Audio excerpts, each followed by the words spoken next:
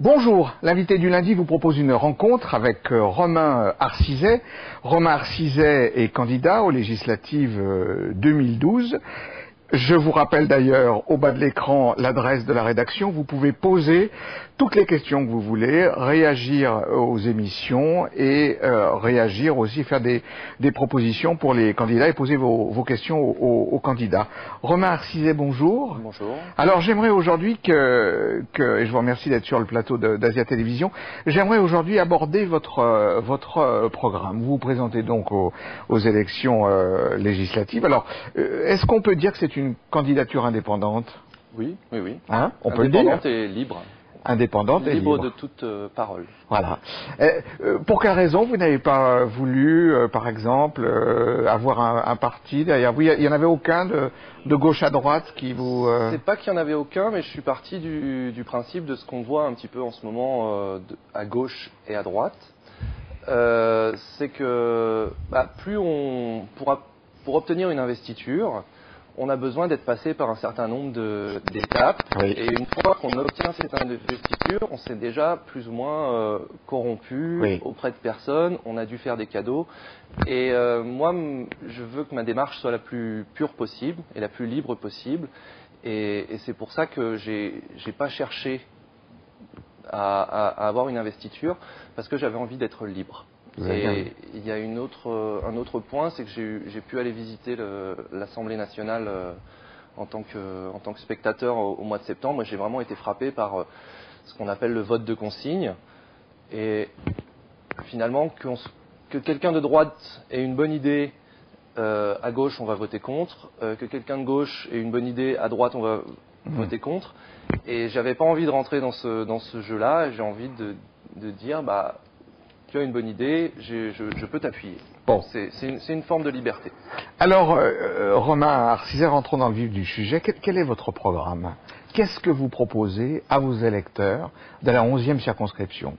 Alors, d'abord sur la forme, je me suis posé beaucoup de questions. J'ai discuté avec, Oui. pendant mon travail avec des Suisses qui m'ont expliqué un peu leur système électoral. Et ils ont un principe qui m'a beaucoup plu, c'est-à-dire qu'ils ont la possibilité de bloquer une décision politique. Et vous voulez parler des référendums? Le référendum d'initiative populaire. Voilà, d'initiative populaire. Et en fait, donc, c'est un peu ça. Qu'on retrouve chez les Verts, hein. Vous pourriez être vert. On retrouve beaucoup de choses, oui. un peu de partout. Le tout, c'est de les mettre en application. Voilà. On en parle en ce moment du référendum à droite aussi. Mais oui. Ça va devenir un ça n'engage que ceux qui y croient. Oui. Moi, ce que je me suis dit, c'est que pendant 5 ans, donc on a élu quelqu'un, et pendant 5 ans, cette personne et ce groupe de personnes va faire un petit peu ce qu'il veut finalement. Si vous voulez, on a un droit de grève qui existe en France, dont le pouvoir a été diminué. C'est-à-dire la dernière fois que la rue a fait plier le gouvernement, ça devait être pour le contrat de première embauche. Aux USA, ils ont les élections de mi-mandat, où ils peuvent mettre une sorte de carton rouge un petit peu pour dire bon là, je suis pas satisfait de ce que tu as fait. Moi, ce que je m'engage à faire, c'est à organiser des référendums, mais d'initiative populaire. C'est-à-dire que ce n'est pas moi qui vais dire donnez-moi votre avis sur telle loi. Ce sont les gens, les électeurs, s'il y a un nombre de personnes suffisant qui demandent à ce qu'on vote pour cette loi, à ce moment-là, on va déclencher un référendum. Et moi, je m'engage à suivre, parce que je ne suis pas infaillible, je n'ai pas la science infuse, et je m'engage à ne pas aller à l'encontre du vote. D'accord. Donc, si on prend un exemple... Est-ce que ce genre d'initiative, justement, est-ce que c'est pas un peu compliqué à mettre en place sur un territoire pareil? C'est pas vraiment compliqué à partir du moment où on a des moyens électroniques et informatiques pour les mettre en œuvre. Vous avez réfléchi déjà à la façon de le faire? Un identifiant, un login, et donc c'est parti. C'est la première chose que je vais mettre en place si je suis élu en utilisant mes indemnités de député.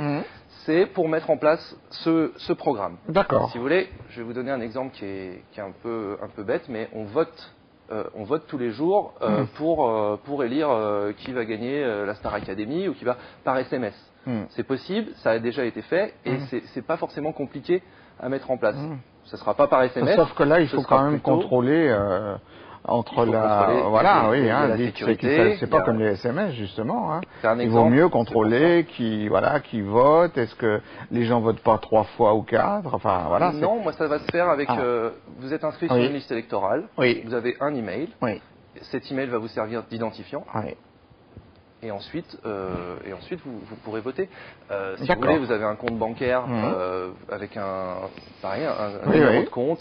Qu'est-ce qui vous donne cette envie-là, notamment dans cette région, on est sous le soleil, tout va plutôt bien. Qu'est-ce qui vous donne cette envie? Ce qui me donne cette envie, c'est de, si vous voulez, au départ, les députés, depuis la Révolution française, ils étaient censés représenter le peuple. Donc ils étaient élus et ensuite ils représentaient. C'était pour des raisons un petit peu d'éducation, c'est-à-dire que les gens n'étaient pas forcément capables les gens ne savaient pas lire et tout le monde ne savait pas lire et écrire et ils n'étaient pas forcément capables de prendre ce genre de décision.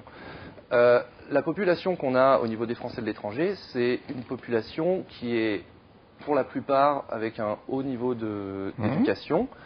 Qui possède une vision un petit peu décalée, c'est-à-dire que quand on est loin de son pays, souvent on arrive non seulement à avoir une autre expertise de ce qu'on vit dans un pays étranger, et d'analyser aussi ce qui se fait en France.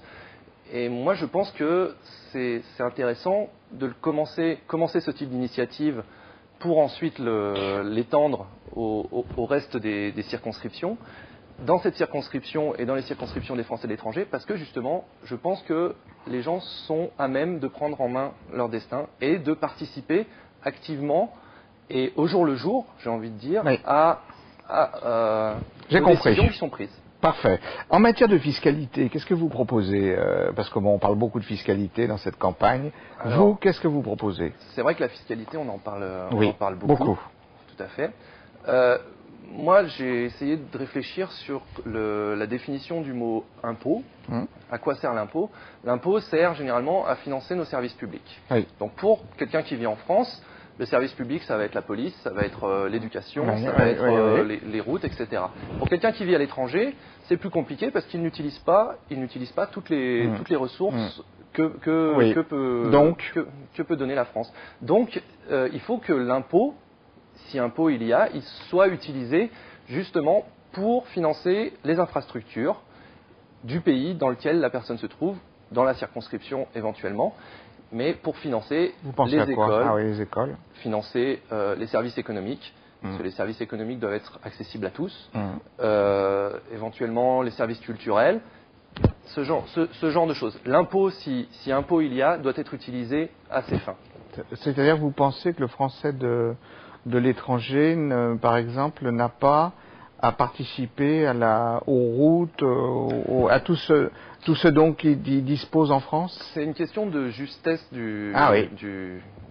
C'est dans votre recherche de précision, vous pensez que comme ils sont pas là, ils n'ont pas à payer les routes Oui. C'est votre point de vue. C'est mon point de vue. Il est partagé par les électeurs que vous croisez? On verra. Vous savez que c'est original comme point de vue. Non, c'est la définition de l'impôt. À quoi sert l'impôt? Oui. Il suffit de se demander. Non, mais chez vous, il est circonscrit à un territoire, quoi. C'est-à-dire que pour vous, un Français qui serait pas sur le territoire français, il n'a pas à payer l'impôt sur le. Si vous voulez, il y a déjà. Mais j'ai compris votre point de vue, Oui, je vous demande la précision. Voilà, oui. Moi, c'est ça. Bon. Moi, en termes de justesse, c'est ce qui est le plus équitable. C'est que moi, ça me dérangerait pas de financer l'école de mes enfants. Si l'argent que je donne finance l'école de mes enfants. Si l'argent que je donne sert à financer autre chose, c'est plus. On a un sentiment d'injustice, d'autant plus qu'à l'étranger, souvent, on est amené à payer des impôts dans le pays dans lequel on vit. La santé, qu'est-ce que vous proposez en matière de santé, d'amélioration de santé pour vous? Pour la santé, D'abord, est-ce qu'il y a des problèmes? Il y a des problèmes en fait pour lier en fait le système français avec le système à l'étranger. Donc on a la caisse des Français de l'étranger, on a un certain nombre on peut faire marcher la sécurité sociale pour les touristes qui voyagent à l'étranger. Ce qui manque, à mon point de vue, c'est de fixer pour chaque zone géographique, ça peut être un pays, bon, pour des pays un peu plus grands, ça va être par consulat, on va dire, des établissements qui sont agréés par le ministère de la Santé. Oui. C'est-à-dire que vous vous cassez la jambe, vous avez besoin de savoir quel est l'hôpital le plus proche qui va pouvoir vous fournir les meilleurs soins. Et ça, je sais que beaucoup de candidats s'accordent là-dessus. Il faut arriver à recenser, à avoir des accords avec ces hôpitaux. Bon, on est à Bangkok, il y a le Bangkok Hospital qui est un hôpital de très très bonne qualité. Si on arrive à avoir des accords avec ces hôpitaux, on peut avoir des tarifs qui rentrent dans le cadre de la sécurité sociale. Et là, on parle de démarches qui ne sont pas accidentelles. S'il y a des marches accidentelles, vous avez un accident, vous êtes dans la jungle, vous allez à l'hôpital le plus proche. Mais si vous avez des soins qui peuvent être faits n'importe où, c'est important, non seulement pour pas creuser les déficits de la sécurité sociale, d'avoir un certain nombre d'établissements agréés qui ensuite vont être notés par les personnes qui ont reçu les soins. En matière de retraite, qu'est-ce que vous faites comme proposition, par exemple? Est-ce que les retraités doivent continuer à être imposés? Est-ce qu'ils doivent payer cette double cotisation, la cotisation qu'ils payent pour leur sécurité sociale en France et par exemple la CFE, le fait de cotiser une caisse supplémentaire, à des caisses supplémentaires d'ailleurs? La question, c'est d'arriver à... Vous les croisez, vos retraités de votre circonscription? Les retraités de Pattaya, oui. J'étais à Rayong. J'ai un certain nombre de personnes que je connais de par mon métier, qui ont des maisons aussi. Alors, est-ce qu'ils ont des besoins de ces retraités de Pattaya? Oui, ils ont des besoins, par exemple, mais ça rejoint le besoin qu'on a donné pour l'hôpital. C'est qu'ils ont besoin, par exemple, les retraités, de faire des certificats pour prouver qu'ils sont en vie.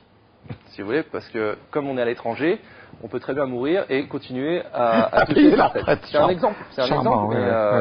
Voilà. Donc, par exemple, ils ont beaucoup de mal à savoir quel hôpital va pouvoir me fournir ce certificat pour prouver qu'on est en vie, qu'on va avoir.